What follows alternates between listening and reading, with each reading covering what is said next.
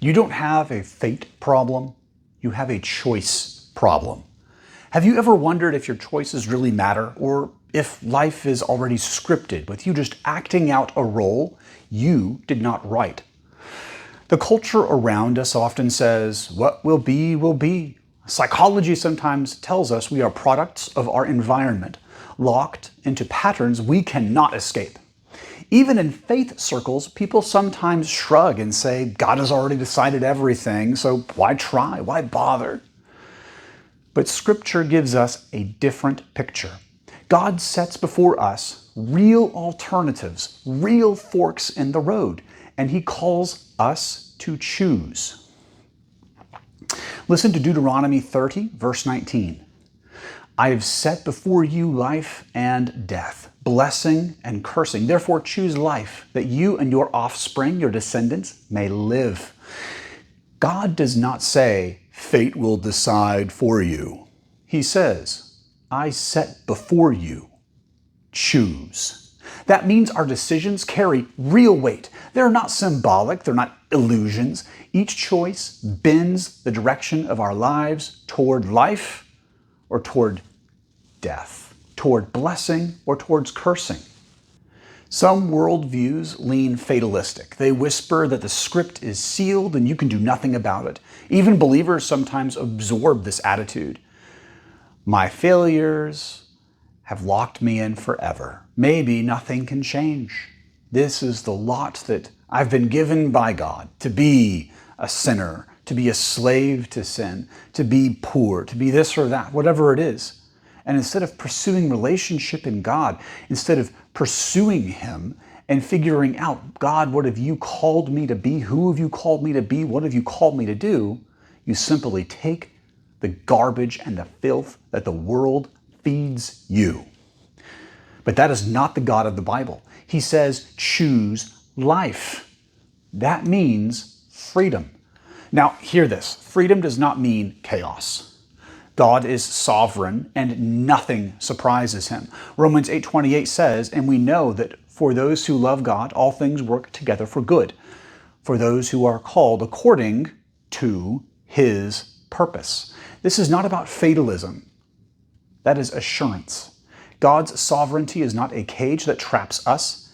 It is a safety net that catches us when we stumble, ensuring that even our imperfect choices can be redeemed. You still choose, but God weaves those choices into His larger purpose. You can choose life and blessing, or you can choose death and cursing.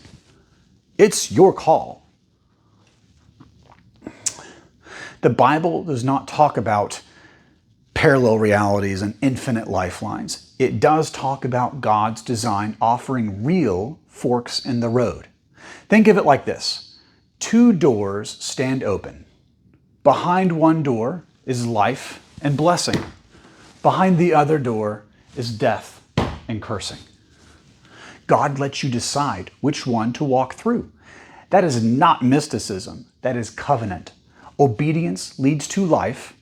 Rebellion leads to death. And every one of us faces these forks again and again. Imagine standing at the edge of the Garden of Eden. Adam and Eve are told, eat from any tree except this one.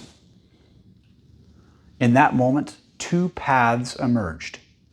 Trust God's word or trust the serpent's lie. They chose the latter, and the consequence echoes through eternity.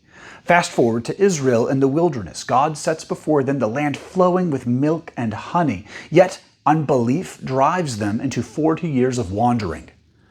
The same God, the same promise, different paths because of their choice.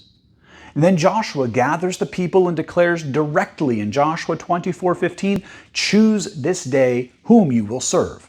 But as for me and my house, we will serve the Lord. And Jesus makes it personal in Matthew 7:13 and 14. Enter by the narrow gate, for the gate is wide and the way is easy that leads to destruction. And those who enter by it are many. For the gate is narrow and the way is hard that leads to life, and those who find it are few. Story after story, the Bible shows us the same truth. Choices create trajectories. So how do we choose life in our time? Let me give you 3 ways. First, align with God's Word. Life comes from hearing and obeying His voice. Pursue God in prayer and ask Him to show you where your life is not lining up with His plan for you. If you ask God honestly, if you ask Him with a sincere heart, a broken and a contrite heart, the Lord your God will not despise. If you ask Him for wisdom in faith, He will give it to you. Second, guard your heart. Proverbs 4:23 says, "Keep your heart with all vigilance, for from it flow the springs, the issues, the matters of life." Decisions flow from the heart. If your heart is hardened or polluted, your choices will bend toward death. What the Bible calls the heart is what much of science calls the subconscious mind, your emotional center. Bear that in mind. Whatever you have filled your heart with will flow out. So guard that. Third, small steps, big direction. Choosing life is not always dramatic. It is usually daily and incremental and boring. What you decide with your time, your words, and your habits, those small choices bend the arc of your life. History reminds us of the weight of choice. In 1936, Hitler sent German troops into the Rhineland. His generals admitted later that if France had resisted, they would have had to retreat. Imagine one decisive act of courage could have halted a world war before it began. The same is true in our lives. One choice to follow God's way instead of the world's can ripple out for generations. One choice to align with God's Word, to guard your heart, and let it be small steps.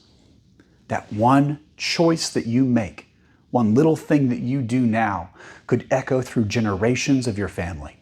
There was several years ago that my family's trajectory I was not too terribly proud of. Now, that's not to say it was bad. I got to spend time with my kids. My wife and I were having a wonderful time in our scripture readings and our prayer time, and we're learning and doing scripture memory, but we realized something was missing. We felt like every day was like the prior day. And so we asked God, what are we supposed to do? And we realized God wanted us to form more new experiences with our kids, to tie those strings now. And that led us to taking small micro vacations here and there, just a long weekend, nothing expensive or lavish, but to make it a consistent practice and habit, to get out of our everyday routine and to let God put us into something new, to go to different places, to meet new people, even if it's not traveling to France or Tokyo or Rome. It doesn't have to be that, but it can be a simple car trip with the kids and form new experiences. It was not something huge, but it was something we pursued God with. We guarded our hearts against all the things the world tells us that we're supposed to do. And we let it be something small. So here is the challenge. God has set before you life and death, blessing and cursing. You may not control every circumstance. You may not undo every mistake that you make, but you do control this, the path you choose today. Choose life in your speech, in your words, in your thought, in your feelings, in your actions. Choose life for your children. Choose life for your legacy. Because the Bible's version of the alternatives, paths of infinite parallel realities is simple but unshakable. God gives you a choice, and His invitation has never changed. Therefore, choose life that you and your offspring may live. Fate is not sealed. Choices create trajectories, and God Himself stands at the fork of the road, urging you, choose life. this stirred something in you, do not stop here. I want to equip you to build spiritual strength the way an elite soldier trains his body, with focus, discipline, and results.